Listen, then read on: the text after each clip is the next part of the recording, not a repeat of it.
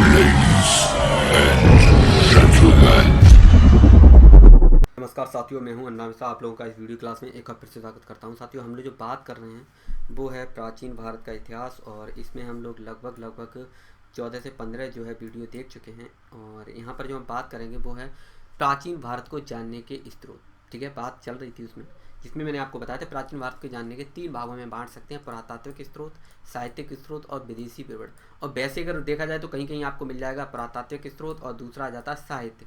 तो साहित्य जो आ जाता है वो आपका विदेशी विवरण और साहित्यिक स्रोत दोनों एक ही में आ जाते हैं, लेकिन हम लोग जो है विदेशी विवरण को अलग से पढ़ेंगे। तो मैं आपको जो पढ़ा चुका हूँ वो मैं आपको दे चुका हूँ। पुरातात्विक स्रोत के बारे में अभिलेख हो गए, सिक्के हो गए, स्मारक हो गए, आपका चित्रकला हो गई आपका, और क्या बोलते हैं अभिलेख जो चाहे अशोक के हों चाहे फिर किसी के भी हों, इनके बारे में बता चुका हूँ। खुदाई से निकले हुए जो माल होते हैं, ठीक है, स्तूप होते हैं, इनके बारे में डिटेल से बता चुका हूँ। दूसरा आ जाता है साहित्यिक स्रोत के बारे में। साहित्य में मैंने आपको बताया था देसी साहित्य के बारे में, जिसमें मैंने आपको धार्मिक के बारे में बताया, जिसमें हिंदू धार्मिक साहित्य आ जाता है, बौद्ध धार्मिक साहित्य आ जाता है और जैन धार्मिक साहित्य, इसके बारे में डिटेल से बता चुका हूँ। गैर धार्मिक स्रोत के बारे में अगर बात की जाए तो इसके बारे में आपको डिटेल से पढ़ा चुका हूँ।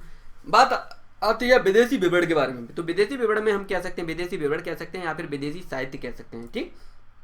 तो जिसमें आ जाता है आपका यूनानी, चीन और अरबी। तो आइए देखते हैं हम लोग इसको थोड़ा सा डिटेल में। यहाँ पर जो हम ये वीडियो जो होने वाला है वो है आपका विदेशी विवरण, और या फिर कह सकते हैं विदेशी, एक तरह से साहित्य कह सकते हैं हम इसको मैं 3 भागों में बांट कर पढ़ाऊँगा, क्योंकि ज़्यादा बड़ा मैं वीडियो बनाने की अभी इच्छा नहीं है मेरी। जल्दी मेरे और भी काम रहते हैं तो मैं जल्दी से वीडियो बना के और अपने दूसरे काम भी देखने लगता हूँ। तो चलिए आइए विदेशी विवरण में हम देखते हैं कि विदेशी विवरण में आखिर हम क्या क्या पढ़ेंगे। तो विदेशी विवरण या फिर विदेशियों के वृत्तांत देख सकते हैं, ठीक है। तो विदेशियों के विवरण या वृत्तांत, तो सीधा सा मतलब ये था कि विदेशी भारत में कोई स्पेशल नहीं आया था कि यहाँ पर आके वो रुक गया हो और इतिहासकार बन गया हो किसी विषय का। वो खासकर क्या था कि घूमने फिरने आए किसी कार्ड से, और घूमते घूमते फिरते क्या था, भारत देश के बारे में जानकारी ली और अपने देश चले गए, चाहे फिर वो यूनान के हों या रोम के हों या फिर चीन के हों या फिर अरब के हों, अपने देश चले गए वापस।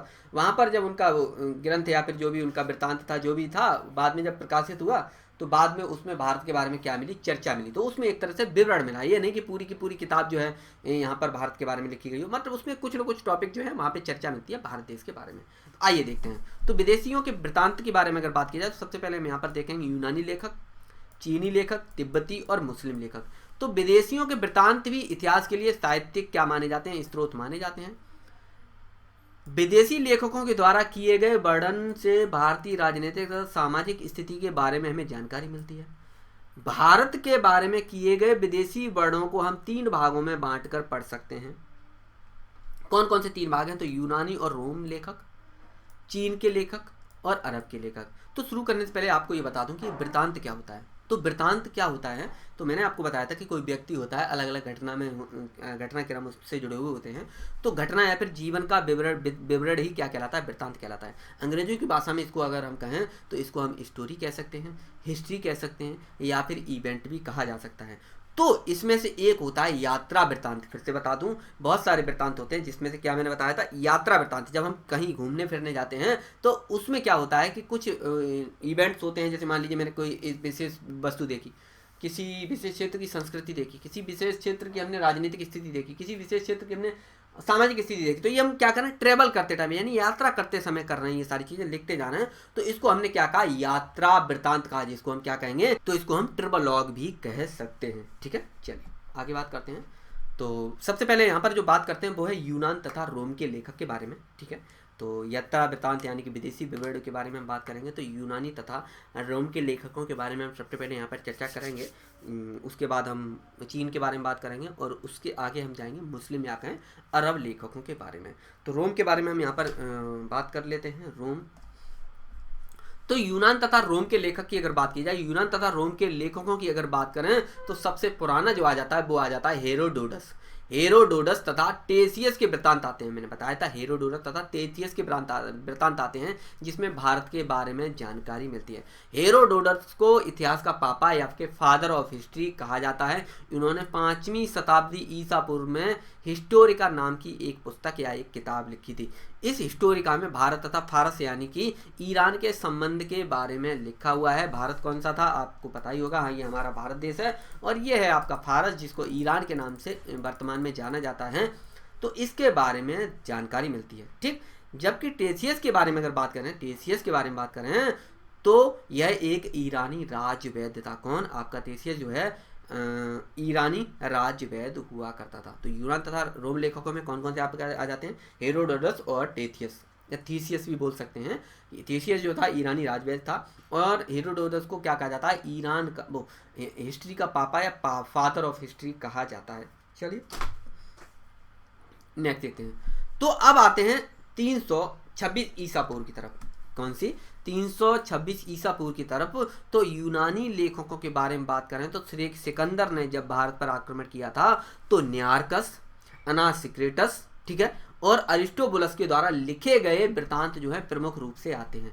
यूनानी और रोम लेखकों के बारे में क्या बताया कि हेरोडोटस को क्या कहा जाता है? इतिहास का पापा या कहें history of father of history कहा जाता है। और इन्होंने जो अपनी पुस्तक लिखी थी, हिस्टोरिका नामक पुस्तक, उसमें भारत तथा फारस के बारे में जानकारी, संबंधों के बारे में जानकारी मिलती है। उसके बाद आगे बढ़ जाते हैं तो यहाँ पर बात आती है, मैंने क्या बताया, 326 ईसा पूर्व की तरफ बढ़ते हैं। तो यहाँ पर क्या था? यूनानी लेखकों के बारे में बात करें तो सिकंदर ने जब भारत पर आक्रमण किया तो न्यारकस, अनासिक्रेटस और अरिस्टोबुलस के द्वारा लिखे गए प्रमुख वृत्तांत आते हैं।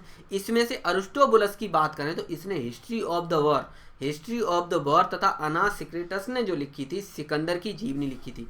अरिस्टोबुलस ने क्या लिखा था? हिस्ट्री ऑफ द वॉर लिखी थी, और अनासिक्रेटस ने क्या लिखी? सिक्रेट्स ने क्या लिखी? आपका सिकंदर की जीवनी लिखी थी। ठीक है, तो यूनानी या फिर यवन या कहें ग्रीक के लेखकों ने सेंट्रोकोटस के नाम से चंद्रगुप्त मौर्य के बारे में चर्चा की है। फिर से बता दूं, अक्सर प्रश्न पूछा जाता है कि सेंट्रोकोटस के नाम से किस मौर्य काल के राजा को जाना जाता है, या कहें उसको सेंट्रोकोटस की उपाधि या कहें उसको कहा गया।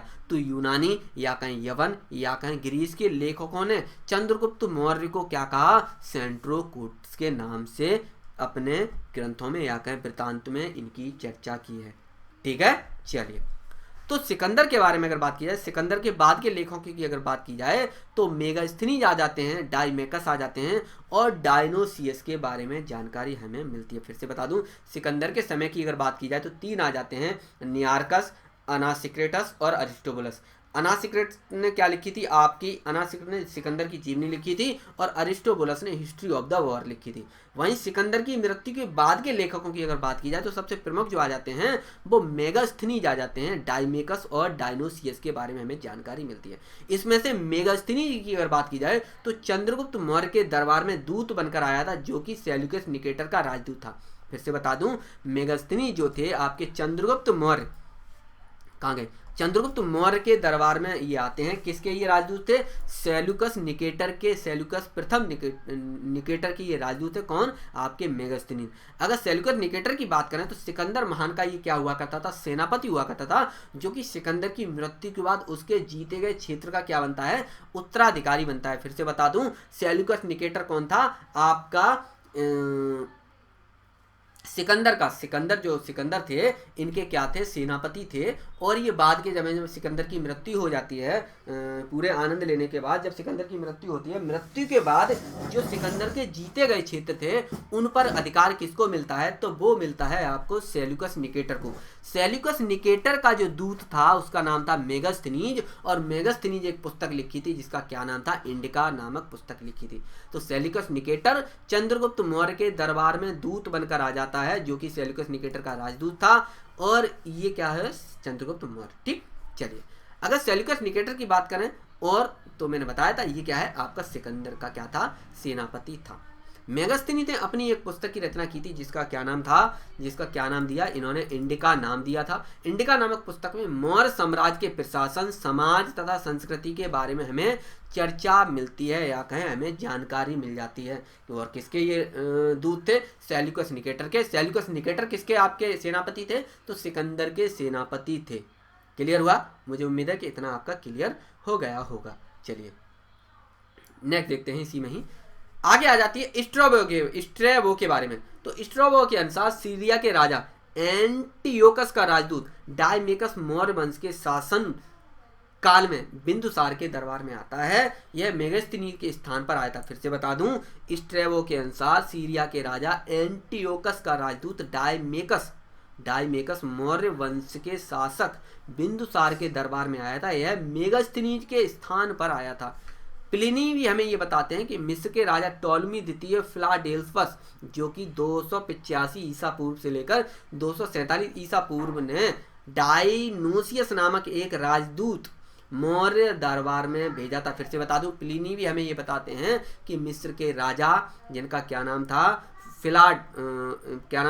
मिस्र के राजा टॉलमी द्वितीय फिलाडेल्फस ने डायनोसियस नामक एक राजदूत मौर्य दरबार में भेजा था। इसके अलावा यूनानी भाषा में लिखी गई पेरिप्लस ऑफ इर्थियन सी किसी अज्ञात लेखक के द्वारा लिखी गई थी। इसमें लाल सागर, फारस की खाड़ी तथा हिंद महासागर के बारे में जानकारी मिलती है। इसके साथ ही भारतीय बंदरगाहों तथा वाणिज्यिक गतिविधियों के बारे में भी हमें जानकारी मिलती है। ठीक है, तो अक्सर प्रश्न पूछा जाता है कि पेरिप्लस ऑफ द इर्थियन सी किस लेखक के द्वारा लिखी गई है, तो उसमें आपका डायमेकस आ जाएगा, आपका नियारकस आ जाएगा, सेल्यूकस निकेटर दे देते हैं, कभी कभी अनासिक्रेटस दे देते हैं। तो आपका उसमें एक ऑप्शन ये भी होता है कि किसी अज्ञात लेखक के द्वारा। तो अज्ञात लेखक के द्वारा पेरिप्लस ऑफ द इर्थियन सी जो पुस्तक थी लिखी गई थी। इस इर्थियन सी में क्या दिया गया है? लाल सागर, फारस की खाड़ी और हिंद महासागर के बारे में जानकारी मिलती है। भारतीय बंदरगाहों के बारे में भी हमें जानकारी मिलती है। भारत यहाँ पर देखने को मिल जाएगा,